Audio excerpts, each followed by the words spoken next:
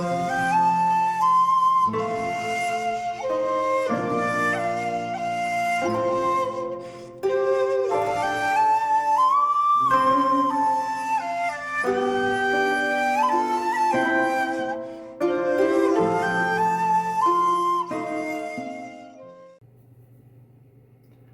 there, this is Solitary Ronan from Solitary Ronan Films, and welcome to our random review. Today's random review comes from Australia, from 2006, and it's Anne Turner's Irresistible.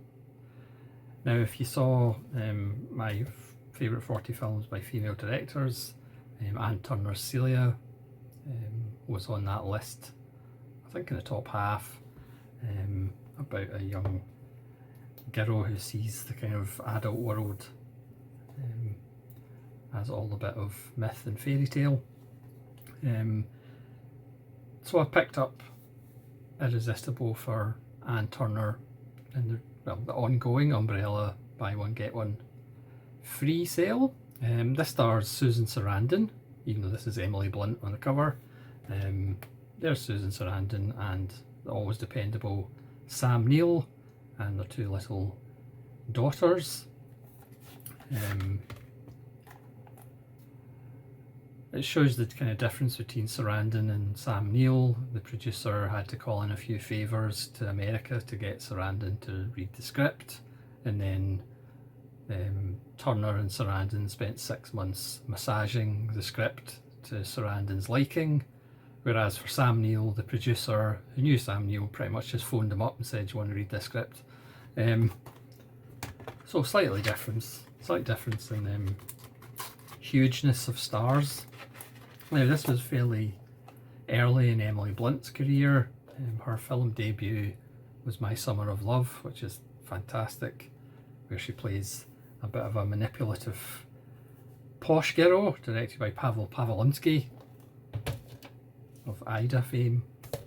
And in this, she plays a bit of a manipulative person too. So the film,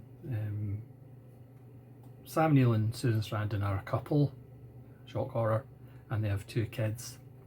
Sarandon is a illustrator for children's books or books in general, and Sam Neill is an architect, and Emily Blunt works, or has just started working with Sam Neill. She's an IT expert. Sarandon is having problems getting over the death of her mother, the recent death of her mother.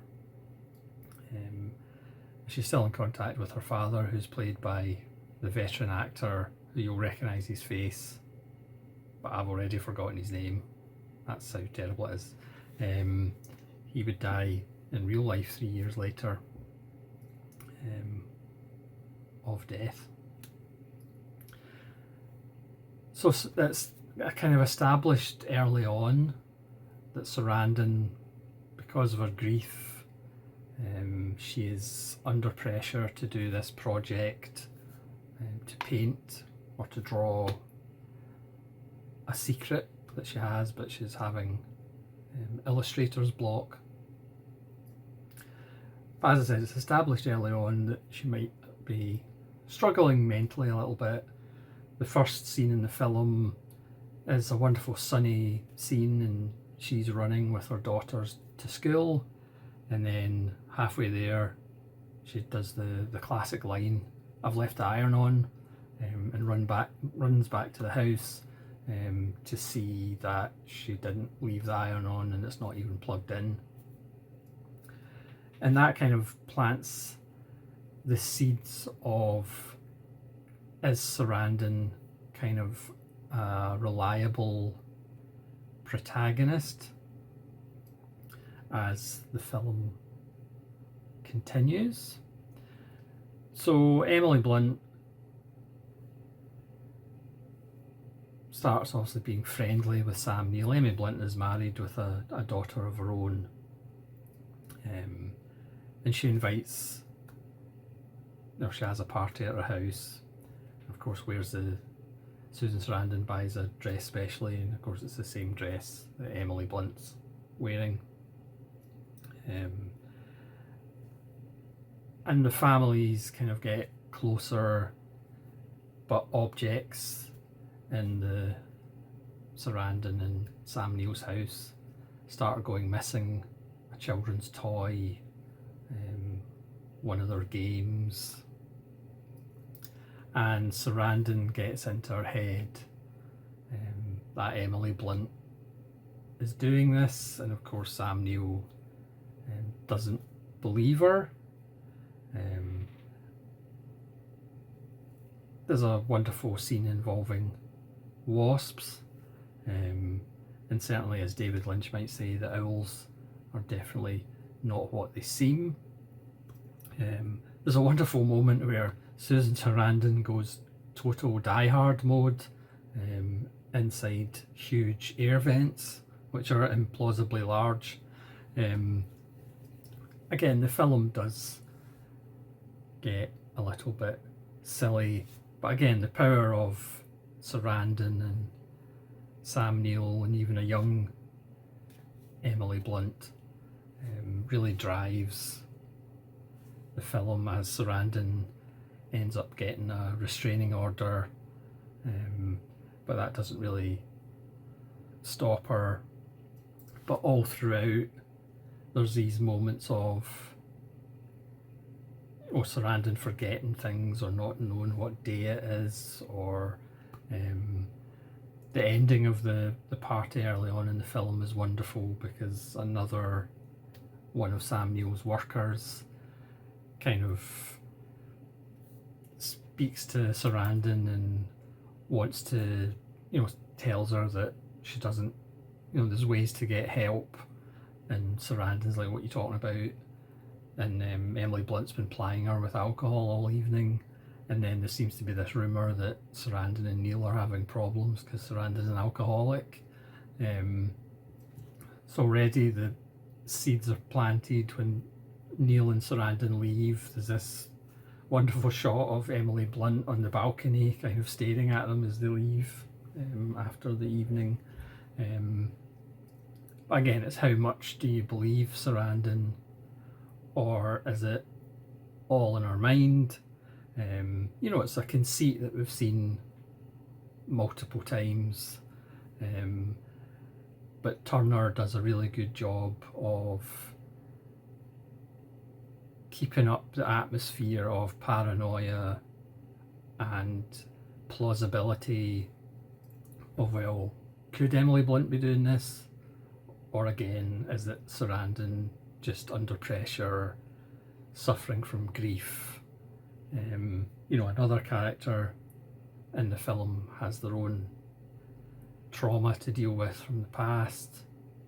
And it's also interesting that Turner, who kind of wrote the script, but obviously it was massaged by Turner and Sarandon, but Turner actually got a psychologist in, and he was actually on the set kind of advising on how people would react to paranoia, believing somebody was doing something but then not being believed, suffering from trauma from the past. How does that affect your present and your behaviour in the present? So I think that's kind of an interesting element. You don't hear too often of psychologists being on set. Again, it's a film that we've kind of seen before, but again, it's just a new or a different kind of spin on it. And again, the performances are wonderful. Sarandon does a really good job of just being on the line of going completely out of her gourd. And again, Neill, I do think, is a little bit underrated. Some of his moments are kind of wonderful and subtle. He's had an amazing career, from obviously blockbusters to smaller films. And yes, it's nowhere near as good as Celia. And again, it does suffer from a fairly terrible title. Irresistible doesn't really mean anything in regards to the film. I suppose they could have called it wasps, because as one character says at one point in the film, there is a wasp plague going on, so that must just be a Melbourne thing that they get wasp plagues. But yeah, it's a fun little film. Doesn't outstay its welcome, and again, really fun performances, and some wonderfully daft moments. Yeah, it's not going to change your life, but certainly if you're fans of those three actors, it is an amusing and effective little film. It does have a commentary with Ann Turner, an executive producer. It's got film locations of Irresistible, a video essay, and a behind the scenes featurette with cast and crew, and it also has a trailer. I'm sure you could probably pick it up in DVD fairly cheaply as well. Obviously it's just one of those films that as soon as it's made it kind of just disappears, but it's well worth a look if you're in a special mood. So thanks very much for watching this random review on another Australian film. Please let me know if you've seen Irresistible and what you think of it, or what would you call it instead of Irresistible. And hopefully you'll join me again for more random reviews. This is Solitary Ronan from Solitary Ronan Films saying farewell